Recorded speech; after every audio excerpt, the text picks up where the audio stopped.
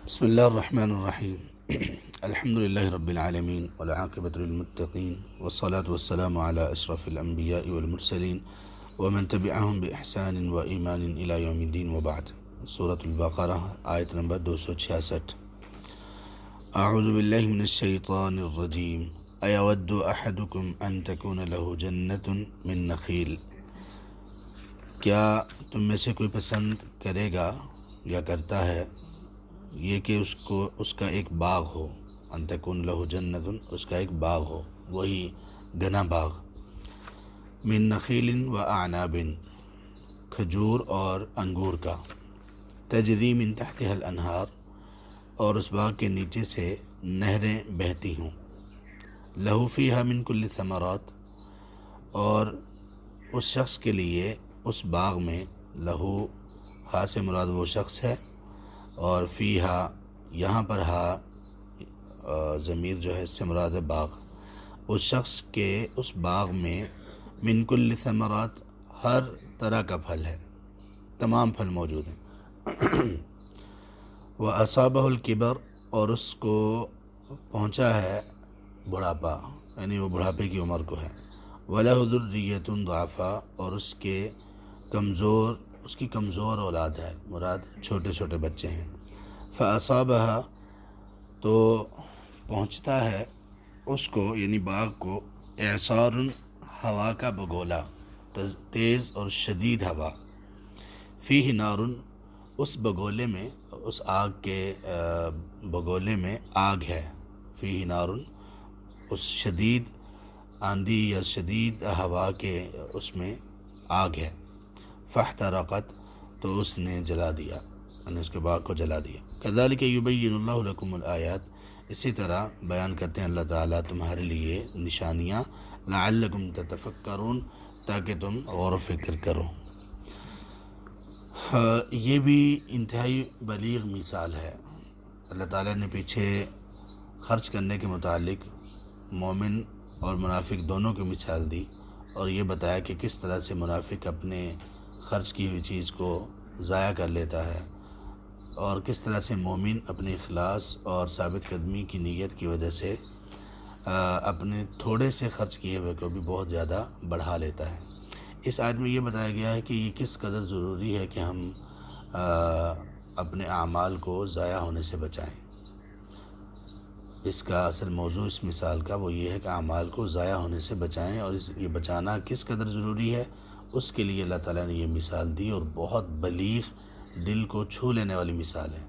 لیکن آخر میں جو اللہ تعالیٰ نے یہ کہا کہ اسی طرح اللہ تعالیٰ تمہارے لیے آیات کو بیان کرتے ہیں تاکہ تم غور و فکر کرو، یہ اس لیے کہا کہ اس مثال میں، یہ جو مثال دی گئی ہے، اس مثال میں غور و فکر کے بغیر اس کی کچھ سمجھ نہیں آئے گی۔ باقی پیچھے جو دونوں مثالیں دی گئی ہیں اس میں مثال بھی ہے، اور جس چیز پر مثال فٹ کرنی ہے وہ بھی ہے، یعنی پیچھے جو مثال دی گئی ایک باغ کی اونچی جگہ پر، تو یہ مثال تھی، یہ مثال جس کے لیے دی گئی وہ بھی آیت میں موجود ہے، اور وہ کون ہے؟ مومن شخص جو کہ خرچ کرتا ہے اللہ تعالیٰ کی رضا کی خاطر اور ثابت قدمی کی خاطر۔ تو مثال موجود ہے، اور مثال کے ساتھ ساتھ جس کے لیے مثال دی گئی وہ بھی موجود ہے۔ یہاں پر اس آیت میں مثال تو موجود ہے، لیکن جس کے لیے مثال دی گئی وہ موجود نہیں ہے۔ تو لیکن آخر میں اللہ تعالیٰ نے اس کی جگہ پہ کیا کہا کہ غور و فکر کرنے والی قوم کے لیے اللہ تعالیٰ آیات کو بیان کرتے ہیں۔ تو اللہ ہم سے یہ چاہتے ہیں کہ ہم قرآن کریم میں غور و فکر کریں، تدبر کریں۔ صحیح بخاری میں ہے، عمر رضی اللہ تعالیٰ عنہ نے ایک مرتبہ اس آیت کی تفسیر پوچھی صحابہ رضی اللہ عنہ سے، تو انہوں نے کہا اللہ عالم، تو وہ غصے میں آ گئے، انہوں نے کہا بتاؤ مجھے آتا ہے یا نہیں آتا، اللہ عالم کہہ رہے ہو، بتاؤ میں جانتا ہوں نہیں جانتا ہوں۔ تو عبداللہ بن عباس رضی اللہ عنہ موجود تھے، وہ چھوٹے تھے، انہوں نے کہا کہ میرے ذہن میں کچھ ہے اس کے بارے میں، تو انہوں نے کہا کہ بیٹا بتاؤ، آپ میرے بھتیجے آپ بتاؤ، ولا تحقر نفسک، اور اپنے آپ کو چھوٹا نہ، حقیر نہ سمجھو، یعنی باقی تمام صحابہ عمر میں بڑے تھے عمر، اور ان کی عمر چھوٹی تھی۔ تو انہوں نے کہا کہ اس سے مراد عمل ہے، تو یہ عمل کے بارے میں ہے، تو انہوں نے پوچھا کون سا عمل؟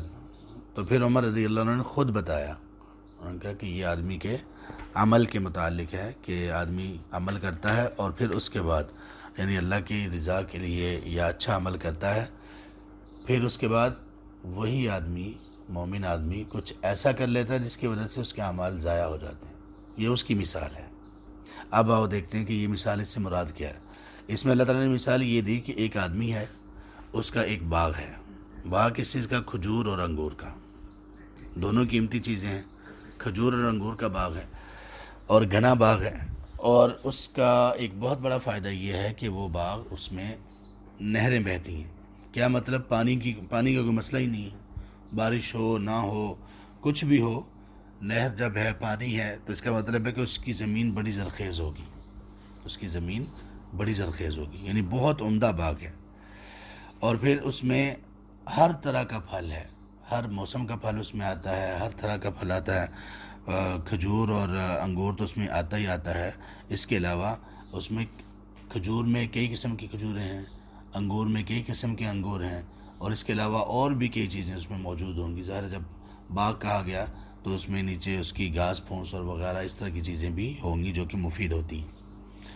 اچھا، یہاں تک تو پتہ چل گیا کہ کس قدر شاندار وہ باغ ہے، نہر اس میں ہو۔ یعنی اگر ہم تصور کریں کوئی ایسا باغ، کھجوروں کے درخت ہوں، انگور کے درخت ہوں، پھلوں سے لدے ہوئے ہوں، ساتھ ہی نہر بھی اس میں بہہ رہی ہو، تو کس قدر پیارا وہ ہوگا اس کا منظر، اور کتنی اعلیٰ ہوگی وہ، اور جو اس کا مالک ہوگا وہ کس قدر خوش نصیب ہوگا۔ اس اعتبار سے ایک تو جگہ بڑی خوبصورت ہے، دوسرا یہ کہ پھل ہی پھل اور جگہ زرخیز ہی زرخیز ہے۔ اچھا، پھر اللہ نے فرمایا کہ اس بندے کی جس کا یہ باغ ہے، اس کے چھوٹے چھوٹے بچے بھی ہیں، کمزور اولاد یعنی چھوٹے بچے بھی ہیں۔ کیا مطلب؟ یعنی وہ جو بچے اس کی اولاد ہے وہ ابھی خود کمانے کے قابل نہیں، وہ ابھی اس قابل نہیں کہ وہ اپنے گھر کے معاملات، امور یا اخراجات کو چلا سکیں۔ اب یہ بتا دیا، ایک آدمی ہے بہت امیر ہے، اس کے پاس ایک باغ ہے اور باغ بھی بہت عمدہ ہے، اور دوسری طرف اس کے بچے بھی چھوٹے ہیں۔ کیا مطلب؟ یہی آدمی کمانے والا ہے، یہی سب چیزوں کا خیال رکھنے والا ہے۔ پھر اچانک ایسا، اور ایک بات یہ بھی کہ وہ ہے بھی بوڑھا ہو چکا ہے اور اس کے چھوٹے چھوٹے بچے ہیں۔ اب کیا ہوتا یہ ہے کہ یہ اتنا بہترین اور اچھا باغ، اچانک ایک آندھی آتی ہے، اور آندھی میں آگ بھی ہوتی ہے۔ وہ آندھی پورے باغ کو جلا کے رکھ دیتی ہے، یعنی پورا باغ تباہ کر کے رکھ دیتی ہے۔ یہاں پر اللہ تعالیٰ نے بات کو ختم کر دی۔ کیا مطلب ہوا پورے باغ کو جلا دینے کا اور ختم کر دینے کا؟ کہ وہ آندھی آئی اور اس آندھی نے درختوں کو اکھاڑ دیا، جلا دیا، باغ سارا کا سارا تباہ ہو گیا۔ اب کیا ہے؟ اب یہ جو آدمی ہے، یہ جو شخص ہے، اب یہ دوبارہ یہ باغ بنانے، اس میں کھیتی باڑی کرنے، اس میں محنت کرنے کے قابل نہیں ہے۔ کیوں؟ اس لیے قابل نہیں کہ یہ تو بوڑھا ہو چکا ہے، اور نئے سرے سے پورے باغ کو تیار کرنا، اس میں ہل چلانا، اس میں بیج بونا وغیرہ، اس کے بیچارہ قابل نہیں، یعنی اب یہ کام نہیں کر سکتا۔ دوسرے نمبر پر اس کی جو اولاد ہے وہ ابھی تک چھوٹی ہے، وہ بھی نہیں کام کر سکتے۔ تو پھر کیا ہوگا؟ یہ بیچارے انتہائی امیر ہونے کے باوجود سارے قابل ترس ہو جائیں گے، ان کے پاس اب کھانے کو کچھ بھی نہیں ہوگا۔ جو امیر تھے اتنے، اچانک کیا ہوا کہ سارے کے سارے مفلس، غریب، فقیر اور بھوکے ننگے ہو گئے۔ یہ مثال ہے۔ اب مثال یہ دی کس کے لیے گئی ہے؟ اس کے لیے ایک آدمی ہے، نیک اعمال کرتا ہے، صدقہ خیرات کرتا ہے، نماز روزہ پڑھتا ہے، پھر اس کے بعد اس کے ساتھ ساتھ یا اس کے بعد پھر وہ کچھ ایسے اعمال کرتا ہے جس کی وجہ سے اس کی نمازیں، روزے، صدقہ خیرات سب ضائع ہو جاتا ہے۔ اور وہ کب ضائع ہوگا؟ جب وہ اللہ تعالیٰ کے دربار میں کھڑا ہوگا، وہاں اب اس کو جنت کی امید ہوگی، جنت میں جانا چاہتا ہوگا، وہاں پر اس کو ان اعمال کی سخت ضرورت ہوگی۔ چھوٹے بچوں کا اس لیے کہا کہ ان کو اور کوئی کما کر دینے والا بھی نہیں ہے۔ اسی طرح اس آدمی کو قیامت کے دن اس کی حالت اپنی بھی کمزور ہے، قیامت کے دن کوئی بندہ اس کے کام نہیں آئے گا۔ جس طرح سے بچے چھوٹے ہونے کی وجہ سے باغ سے فائدہ نہیں اٹھا سکتے، اسی طرح سے یہ شخص وہاں اللہ تعالیٰ کے ہاں یہ اپنی کمزوری کی وجہ سے اب اس کو دوبارہ مہلت نہیں مل سکتی کہ جاؤ دوبارہ سے تم اپنے اعمال کر لو، نہیں، بلکہ کوئی صورت باقی نہیں ہوگی کہ یہ دوبارہ اعمال کرے۔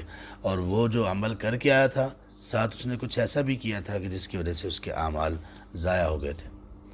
اب وہاں پر کیا ہوگا، جس طرح یہاں پر یہ لوگ امیر تھے اور اس کے بعد بھوکے ننگے ہو گئے، تو وہاں پر یہ شخص بھی قیامت کے دن اللہ کے ہاں اتنے اعمال لانے کے باوجود بالکل ختم ہو جائے گا، اس کو نبی صلی اللہ علیہ وسلم نے مفلس قرار دیا اور پھر اس کو جہنم میں داخل کر دیا جائے گا۔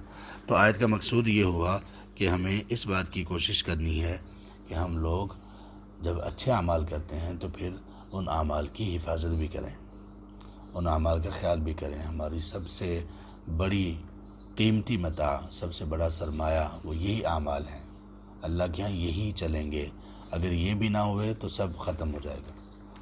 تو مومن جتنا اپنے اعمال کو اہمیت دے گا اتنا بچانے کی بھی کوشش کرے گا۔ اور یہ کیسے اعمال تباہ ہوتے ہیں اس کا بھی اللہ تعالیٰ نے رسول اللہ صلی اللہ علیہ وسلم نے ہمیں بتا دیا۔ بندے کے اعمال ریاکاری سے تباہ ہوتے ہیں، بندے کے اعمال زبان کی تیزی کی وجہ سے تباہ ہوتے ہیں، جیسا کہ ہم نے وہ ورکشاپ کی تھی پورے ایک دن کی زبان کے متعلق۔ تو کسی کو تکلیف پہنچانے سے اعمال ضائع ہوتے ہیں، وہ ہاتھ کے ساتھ ہو یا زبان کے ساتھ ہو۔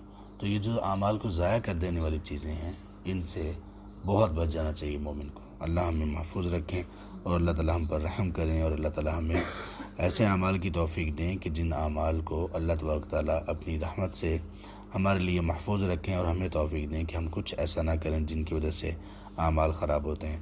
آمین یا رب العالمین۔ سبحانک اللہم و بحمدک، اشہد ان لا الہ الا انت، استغفرک و اتوب الیک۔